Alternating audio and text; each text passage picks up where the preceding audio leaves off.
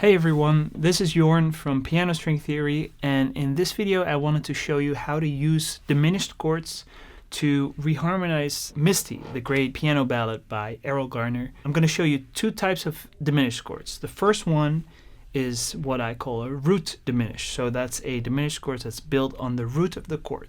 So let's say in the key of E flat, we're going to play Misty in E flat. First chord is an E flat major chord. Now we're going to construct a diminished chord on the root of that chord.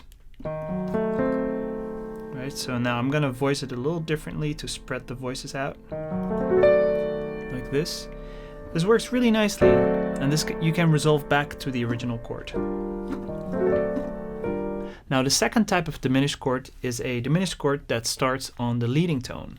And the leading tone is the note that's a half step below the note that you're going to. So in the key of E flat, and an E flat major chord, D will be the leading tone, and it's the note that leads us back to the tonic. So if you build a diminished chord on that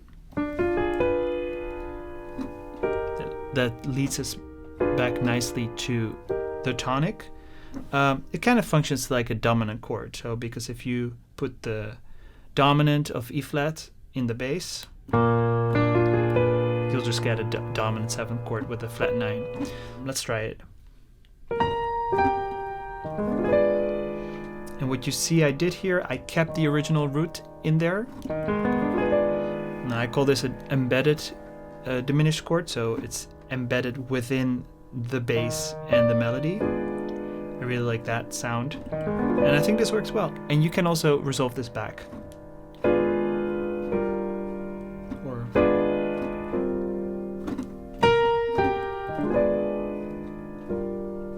Okay, let's go to the next chord. So that's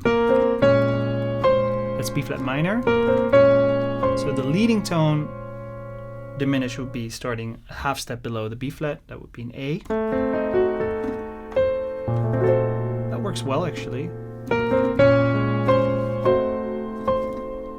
Next chord is E flat 7.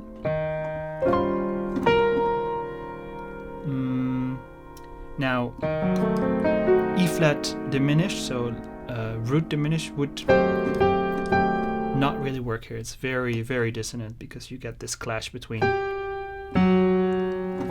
That's flat 9 is not great. So let's see if we can do the leading tone diminished. So half step below the root. That works well. So if we did, I think that works nicely. On A flat major, we're going to have the same issue if we do the root diminished.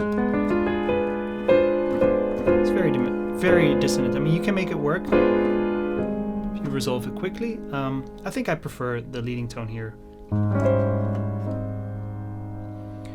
I'm going to play through the next part and just see if you can catch which ones I'm throwing in there.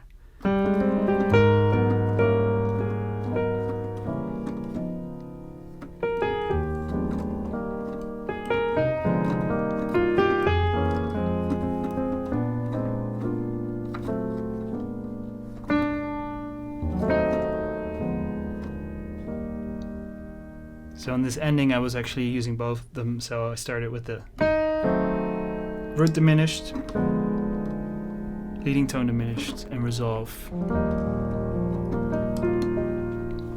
So I hope you found this useful, and if you'd like to learn more about piano reharmonization, make sure to grab my free reharmonization quick guide, which is a short ebook I wrote with the 5 steps I always use when reharmonizing a song on the piano.